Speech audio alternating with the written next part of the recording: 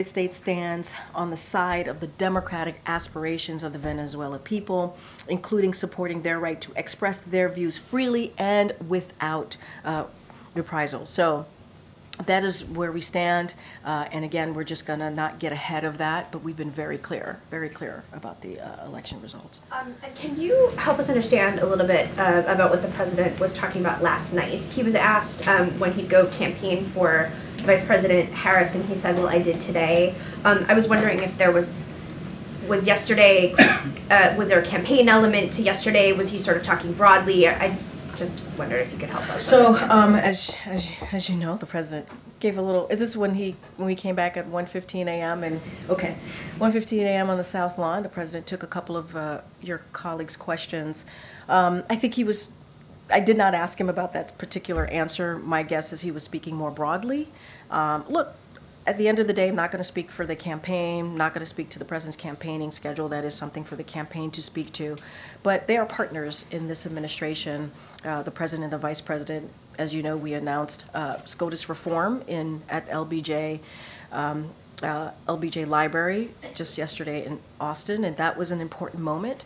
That was an important moment to talk about where we are today. And the president met the moment talking about how no one is above the law here and how important the rule of law. I just started the top of the briefing talking about how it's so important to have the freedom of the press, right? And how we've had this is the 500th briefing. It is also important for our democracy.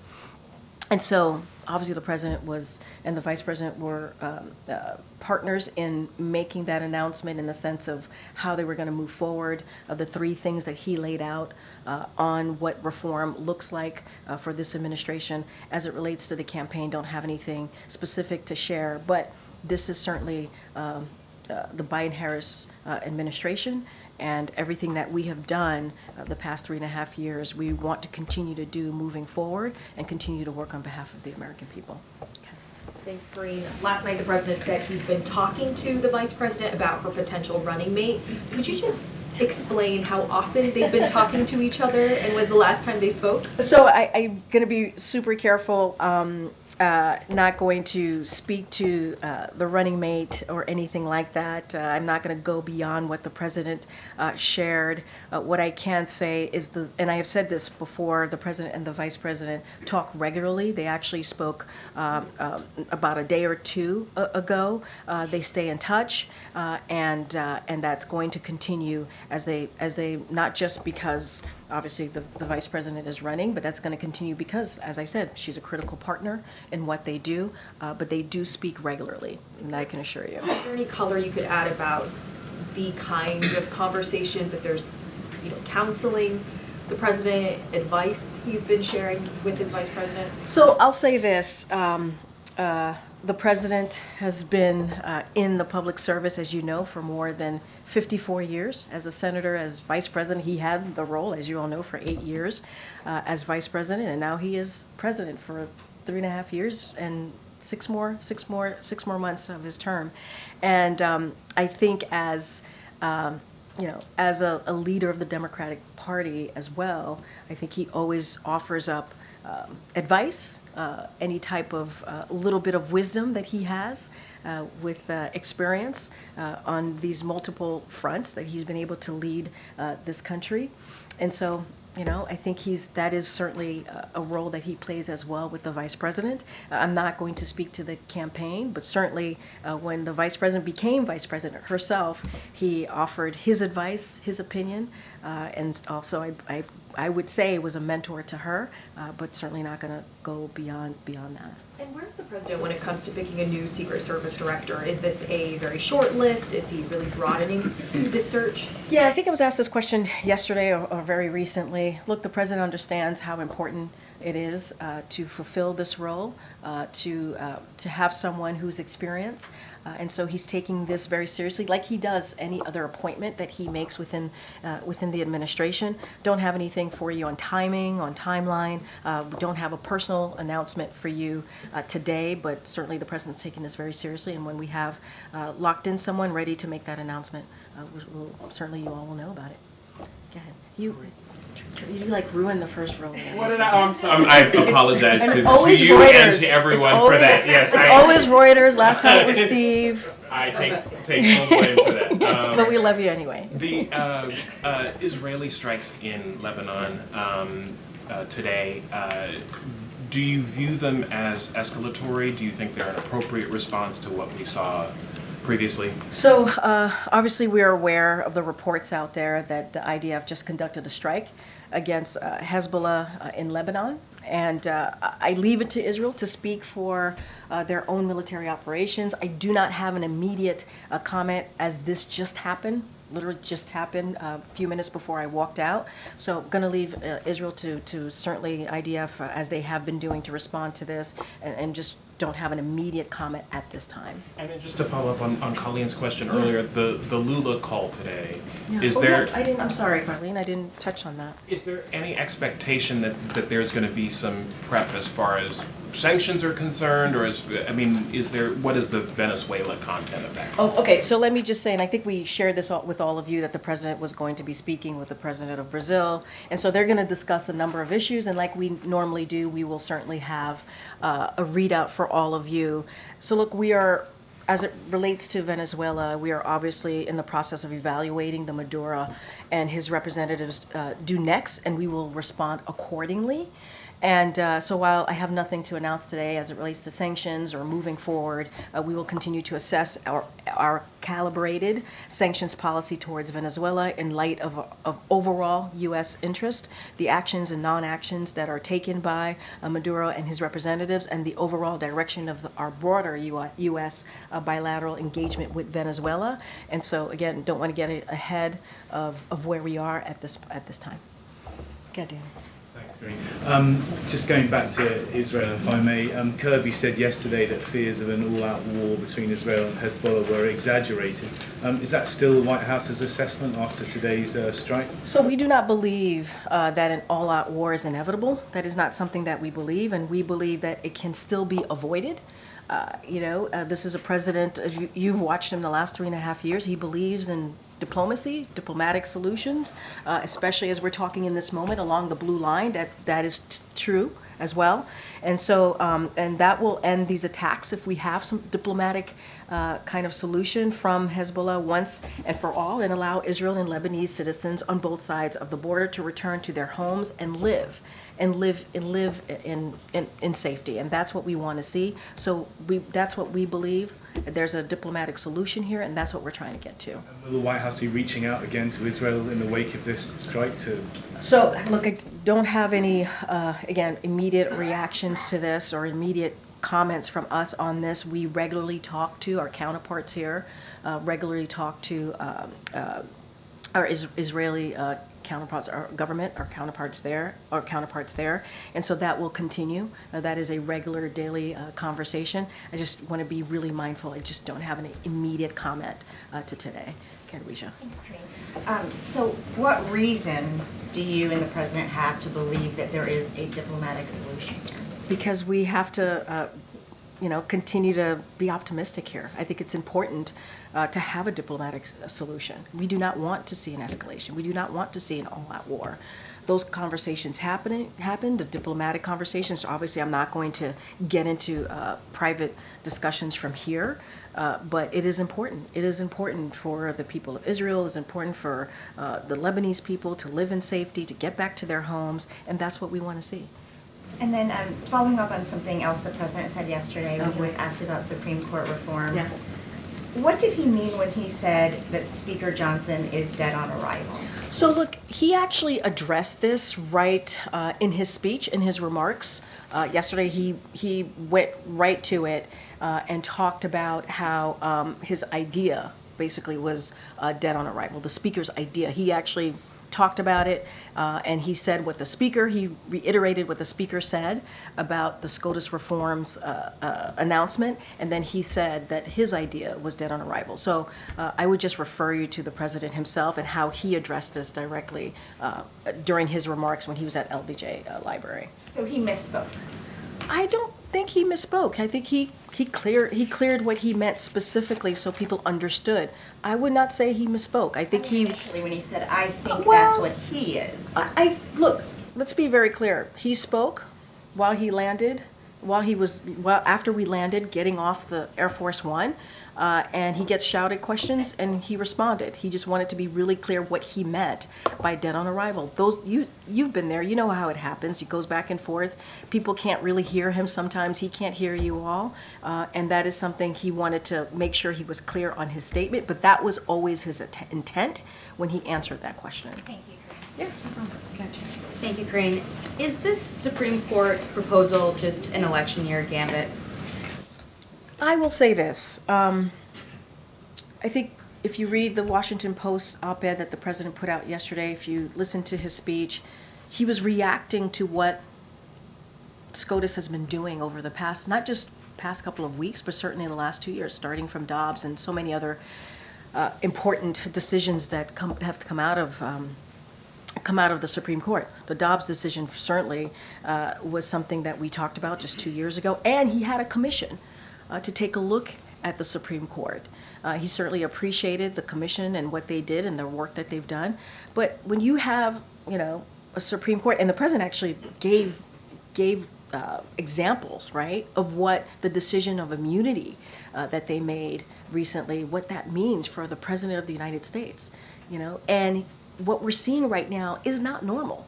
And majority of Americans agree with us, right? What we're seeing that the Supreme Court is not normal. And the president spoke to that at length.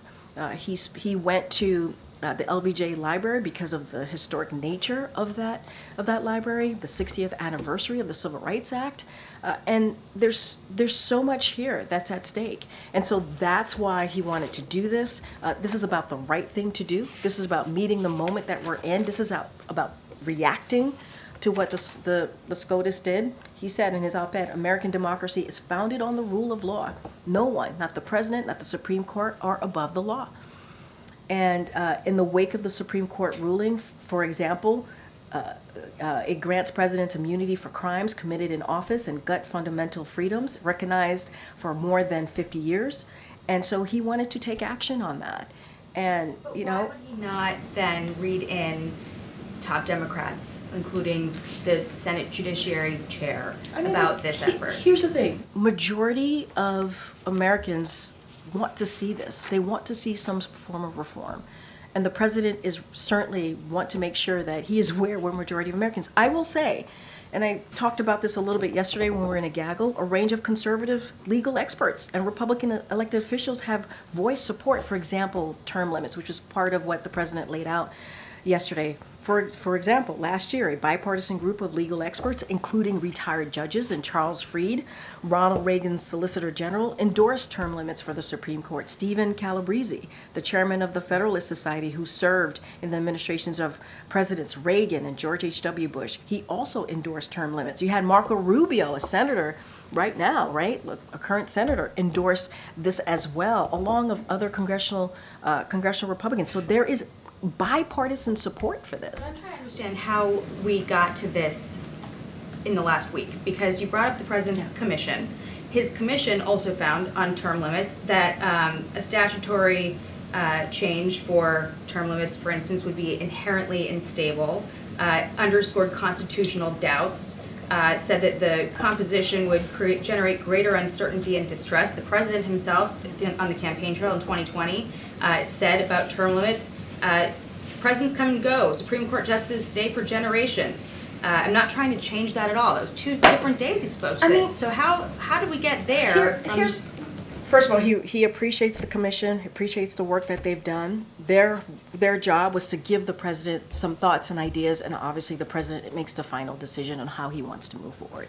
We have to look at what the Supreme Courts have done. Wait. That was 2021. You gotta let me answer the question. I'm not done. Let me finish the question.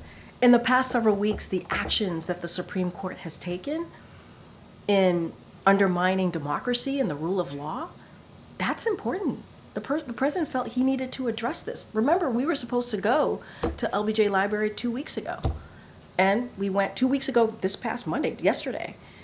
And so the president still wanted to move forward, still wanted to make sure he addressed this important issue. I mean, just look at what the Supreme Court has done these past few weeks. Endorsing eliminating the filibuster then? I mean, look, he laid out the 3 ways that he wants to move forward. We're going to have hopefully a healthy debate with Congress on what this is going to look like. This is going to be legislation that we want to move forward with. And I will say this, one of the reasons the president ran in 2020 was because of what he saw in Charlottesville, was because of the fear of wanting to make sure that we protect the soul of our nation. That was part of it. And just look at what's happened, the last several years, and the actions that the Supreme Court has taken.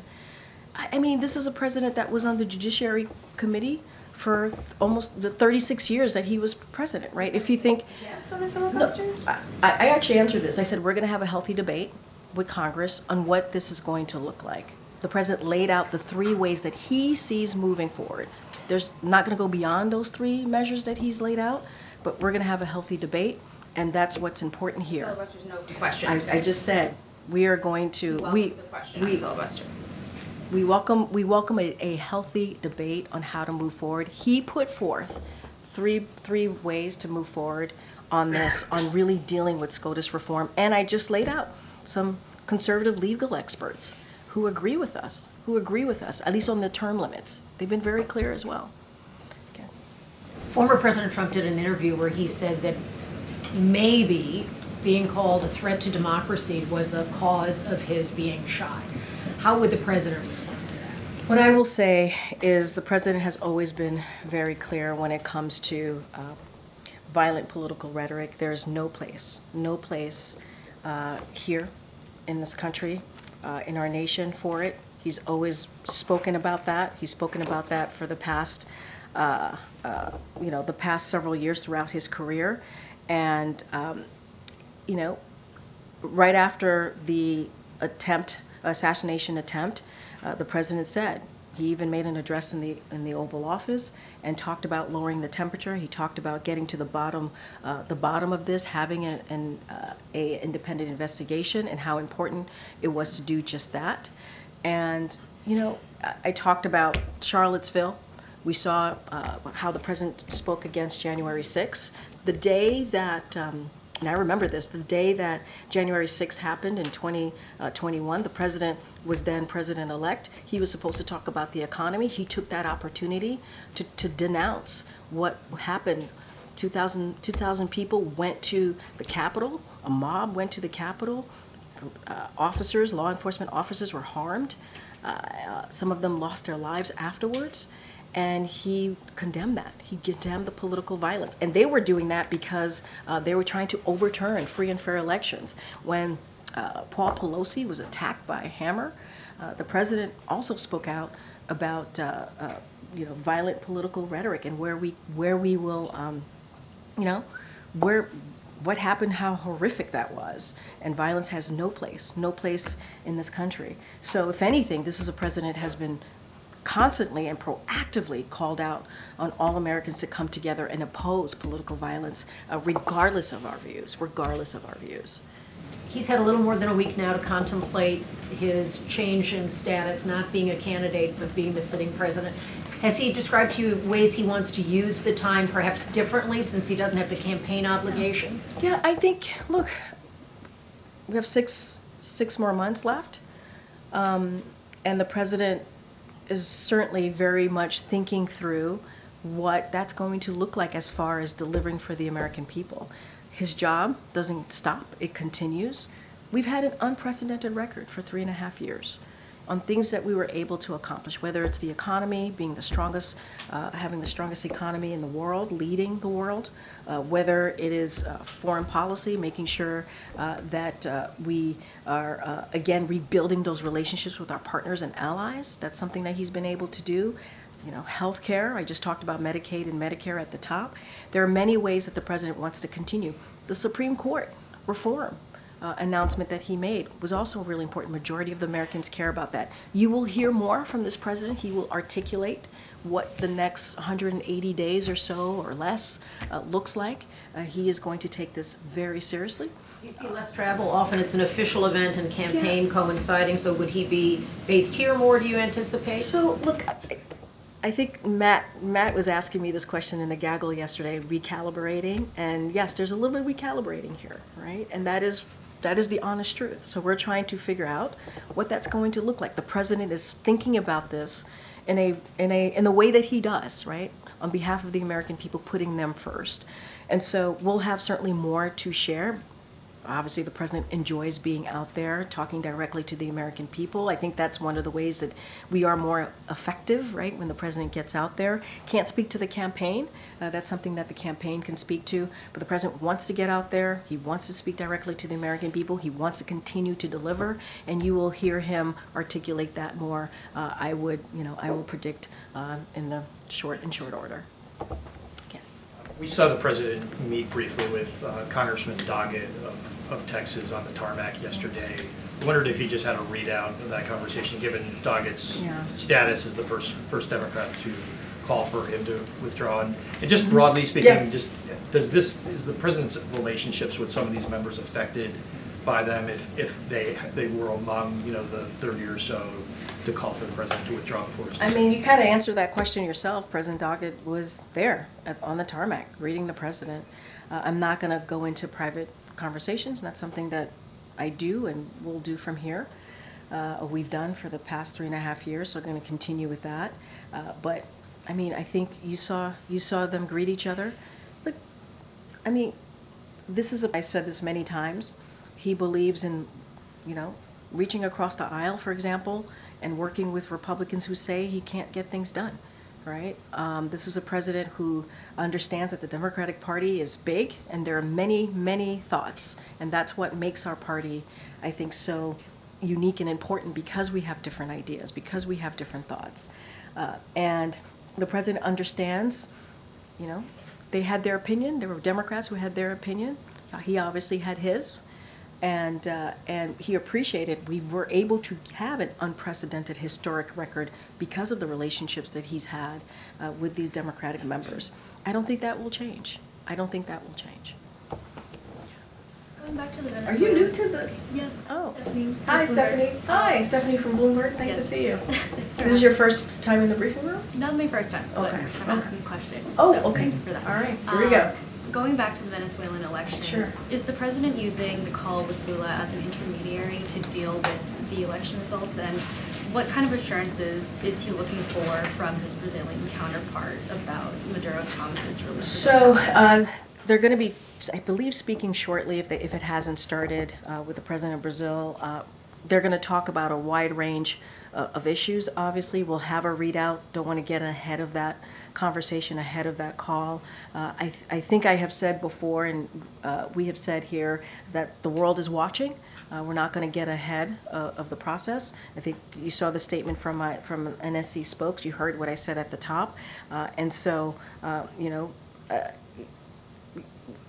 and I'll add, other leaders across the country has also called on a full and detailed tabulation votes to be released. And so we've expressed our concerns and not going to get ahead of the readout that's going to come out from the president after his conversation with the president of Brazil. But the world is watching, certainly.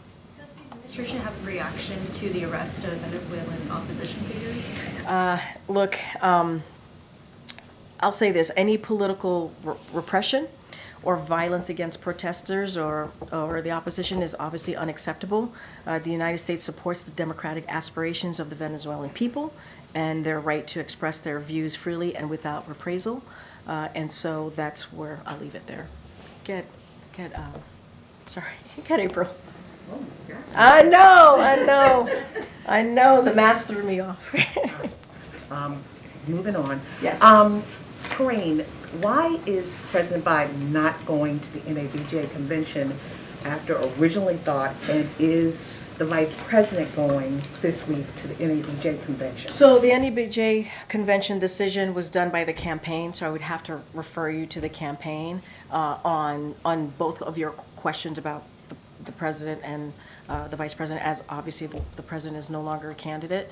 So I'm assuming that played a role into it. As far as the vice president, you would have to ask the campaign about her. This is something typically during an election year that presidential candidates do take part of? Is this something that is overshadowed because of recent controversies? I mean, is the White House paying attention to the recent controversy about Donald Trump going there tomorrow? And what, if you can tell us? So look, I'm certainly not going to comment on the former president's campaign stops. That's a campaign stop for him.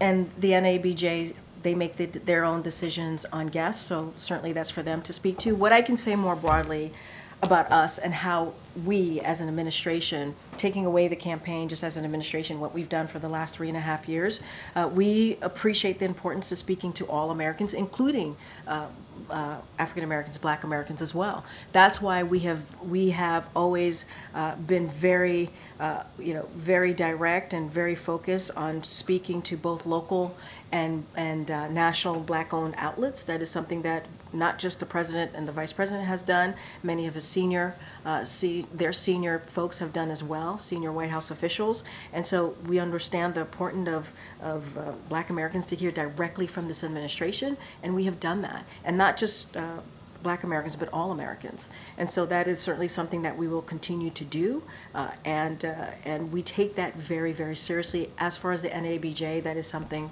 for them to speak to, and the campaigns to speak to directly. Again, Michael. Karine, thank you. I want to talk about Israel and Gaza. The regional director for the World Food Programme said right now the biggest challenge is we don't have enough crossing points to bring the food in.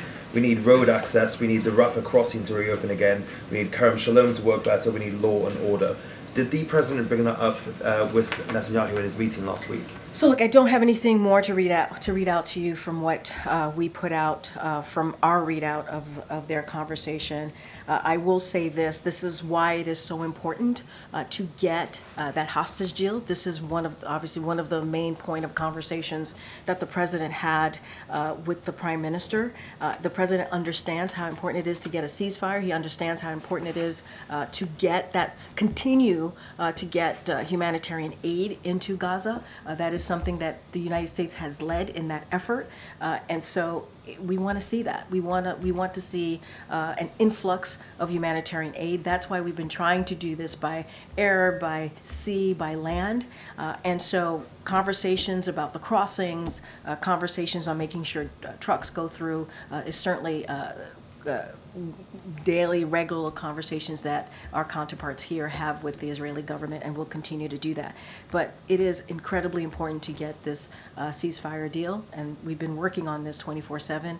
And I'll say this, and we've said this before: the gaps have certainly narrowed, and that's important. But there's still some work to do, and we're going to get to that work and try to make sure we do everything that we can to get this done. Is the US worried that an increased Israeli focus on fighting in the north could lead to a worsening humanitarian situation in the Gaza Strip? I mean, look, we believe that there's no need for this to escalate, right? We have said that. I said that at the top. And look, we understand that the humanitarian situation is dire in Gaza. That's why the president, this administration, has led in getting humanitarian aid in.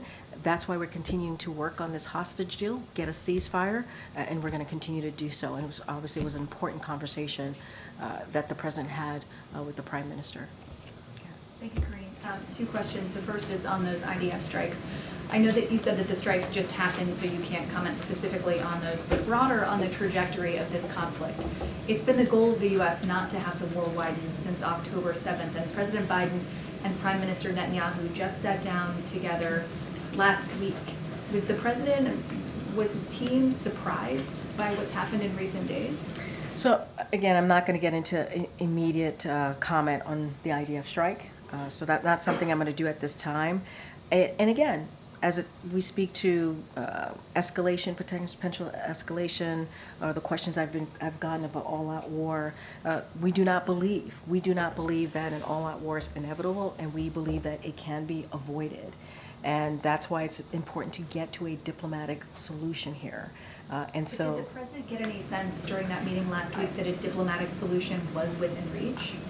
We want to work and focus on getting that diplomatic solution along the blue line, and that is important. We want to see these attacks from Hezbollah end, and for all and allow Israelis and also Lebanese citizens on both sides of the border to be able to return homes to their lives and to live in safety.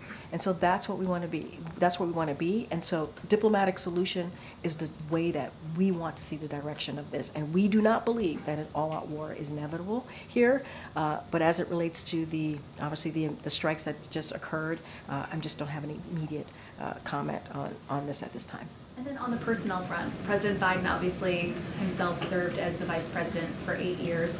He handpicked Kamala Harris for that role nearly 4 years ago.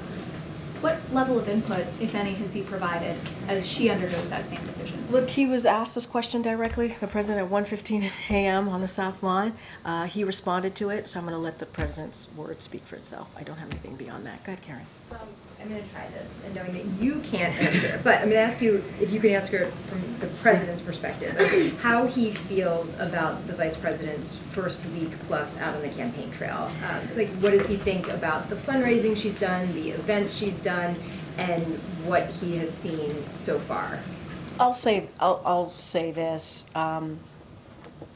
Obviously, the president, and also being mindful about talking about an election. Obviously, the president endorsed Kamala Harris, the vice president, for a reason. He thought she would be ready on day one. This is someone who was a senator, who was an attorney general for the largest state in the country. She has been, obviously, a vice president for almost 4 years.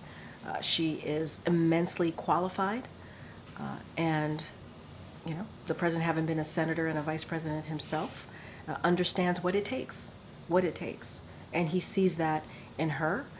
So I would say he's not surprised. He's not surprised. And I'm going to leave it at that to not get myself in too much trouble. Is he watching any of the Olympics? Like, has he taken in anything? I say that because, like, my phone is blowing up, so, like, what is It's been great so far. The Olympics has been so great. Look, the president and the first lady are certainly proudly cheering on Team USA. As you saw, the first lady traveled to, traveled to Paris to lead the delegation, the U.S. delegation, for the opening ceremonies, and cheered on Team USA. And you saw her out there being very supportive. And so the president certainly is proud of all the athletes competing on behalf of the U.S., on behalf of our nation, and he's going to continue to cheer them on. Following up on that, did the president see the Last Supper controversy at the Olympics? Do you know? Did he see I don't have anything. The Last Supper. I appreciate the question. I just don't have anything to share. Millions of Christians across the globe were offended by it. The president's a Christian. Was he offended by it? But was the president offended by it? I just answered your question. Can I just ask him? Did he see it? I don't have anything else to add. Did he see it? Thank you so much. I have a couple of foreign policy questions, but just to follow up on Jackie's question, if Supreme Court reform does not pass, and it seems unlikely under this Congress that it will, what does the president hope his effort will accomplish? Is it to get the American people used to the idea of the need of reform? Is it a message to Justice Roberts? What does he think this could this would lead to? I will say majority of the American people support and want to see reform, right? They want to see this. This is where majority of Americans are. And I will say this, the president and the vice president believe that the rule of law is the foundation of our democracy. It is the foundation of our democracy, which is why the president took action yesterday, and he's calling on Congress to do the same. Now, what we welcome is a debate. As we've seen many times as the president introduced legislation or some ideas on how the direction of a legislation that's important to the American people. We see a healthy debate. I listed out moments ago when I was having a back and forth with Jackie here, conservative legal experts who support, for example, term limits. And so I think that was important to note. Senator Marco Rubio, who I also mentioned, who's obviously a current senator in the U.S. Senate, supports term limits. So there are ways that we can work together. I'm not going to get into what that legislation is going to look like. We're going to have a healthy debate. We think that's important. But we're talking about the rule of law here. We're talking about the rule of law, which is the foundation of our democracy. The president is going to say something. The president is going to make sure that is protected, as he has done. That is one of the reasons he decided to run. That is one of the reasons of the work that we were able to do. 2022, the rule of law, democracy, was one of the top issues that Americans cared about.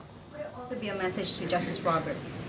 I'm not going to get into messages to the Chief Justice. That's not what we're talking about here. We're talking about the right thing to do. We're talking about the right thing to do here. And on the foreign policy side, there's reporting that North Korea could conduct another nuclear test to coincide with the U.S. election, the presidential election. How concerned is the administration about this? Is this a real threat? Do you have a message to Pyongyang? I'm just not going to get into hypotheticals from here. What's your next question? On today's sanctions on Iran that Treasury announced, individuals and entities related to its ballistic missiles and drones program. Can you speak about the timing? Today, the Iranian new president is being sworn in by the parliament. So look, what I can say, this is something that the Department of Treasury did. They announced new sanctions, as you just said, targeting 5 individuals and 7 entities based in Iran, the PRC, Hong Kong, that have facilitated procurements behalf of Iran's military forces. The designated entities have been involved in procuring key components of Iran's ballistic missiles and UAV program. These sanctions are part of, you've heard us talk about sanctions before, especially in the last 3.5 years. They're part of our ongoing efforts to counter Iran's destabilizing activities, including its arming of proxies in the Middle East and its enabling of Russia's war in Ukraine. You've heard talk about this. Again, this is part of announcements that ongoing efforts that we've had here in this administration, and that's how I would view it. Nothing specific on the timing. It's ongoing. This has been ongoing sanctions that we've had throughout this administration. Yeah. Okay. Oh, go ahead. Has the president met with leaders Schumer and Jeffries about legislative priorities for the remainder of this 6 months, as you discussed? Yeah, don't have any meetings or conversation at this time to read out or lay out on conversation specifically on the next 6 months. But again, this is something that the president's taken very seriously. He wants to continue to deliver on behalf of the American people. That's what you're going to see him do in the next 6 months. He will articulate this on what this is going to look like specifically, what he's going to focus on. And I think what you saw yesterday was a clear indicator of that. He'll be giving remarks at some point, sort of articulating the vision for the next 6 months. Any timeline on when that might I don't have any timeline. I said he will articulate that. We'll see what that looks like. But look, he wants to certainly, and I think this is a little bit of Kelly O's question to me, he certainly wants to get out there. He wants to continue to talk directly to the American people. And again, just bringing in my friend Matt Visor here, there is a recollaboration here. We're trying to see what that looks like, what that's going to look like, what he wants to focus on. And so just, give us a second. We have a lot to focus on. But I would also say, there's these historic pieces of legislation, whether it is whether it's the bipartisan infrastructure legislation. As we know, there are thousands of projects out there that we want to make sure that gets implemented. There's the Inflation Reduction Act. There's Medicare, who continues to negotiate with Big Pharma. We want to make sure that on medication, on drugs that are important, making sure that the prices go down. We're going to continue to do that. There's the Chips and Science Act, where that's going to bring investments into this country. We want to see those big pieces of legislation that obviously are now laws, acts, that we want to see implemented. And so that's always been a priority of this president, and so that's certainly going to continue to be so. I know I keep. I know I just like the second time. I know I conjured you up to ask a question. I've called your name out many times today. Since we're watching that recalibration in real time, that's the word of the week. Do you have a sense on what the president is doing today, like what his schedule is like today, or for the remainder of the week? No, and I appreciate that question. I have something to share with all of you. And I said he's going to continue. The president's going to continue to work for the American people day in, day out. That does not change. It is extremely important to him to continue building on his accomplishments and finish the job. You saw him on the road yesterday for over 12 hours in Texas, and he spoke with reporters. I've been mentioning many times during this briefing at 1 o'clock, 1:15 in the morning, taking some questions. Look, he has a call with the president of Brazil today, which will have a readout, as I mentioned, a completed readout once we are done. Once he's done having that conversation, the president will receive his regular presidential daily briefing. He's going to do that this afternoon and meet with with his national security team. And tomorrow, the president will be briefed on the implementation of important provisions of the Inflation Reduction Act, and we will actually have more to come on that, so stay tuned. We'll have more on that later today. He will also receive a briefing from senior officials on the administration's new actions on ongoing work to crack down on drug trafficking, traffickers smuggling deadly drugs, including fentanyl, into the United States, and efforts to beat the global opioid epidemic. And I should have mentioned this before, as when I was asking about the vice president. He will indeed see the vice president tomorrow. He will have lunch with her tomorrow, as they regularly do. As I said, they stay in regular contact as she is a critical partner for him in how he moves forward in this administration. All right. Okay. Go ahead. Thanks, Karine. So the national debt crossed 35 trillion for the first time ever. The amount being added to the debt seems to be increasing at a growing rate. Today we talked with Fitch, and they told us that the credit rating agency, and they told us that large fiscal deficits and increasing debt burden were key factors to the downgrade that the U.S. had last year. Is the president worried about another downgrade because our spending is more than the money we're taking in? Yeah, so let me just tick off a couple of things, if I may, and want to be super clear about this. The president signed a $1 trillion of deficit reduction into law, and his budget would lower the deficit by another $3 trillion by making billionaires and biggest corporations pay their fair share and cutting spending on special interests. That was an action that the president did. The prior administration increased the debt. Let's not forget what the prior administration did, by a record $8 trillion, and didn't sign a single law to reduce the debt deficit. And that's what we're dealing with right now. And on top of that, you have congressional Republicans that to continue to want to blow up the debt, again with $5 trillion more in Trump tax cuts, while making hardworking families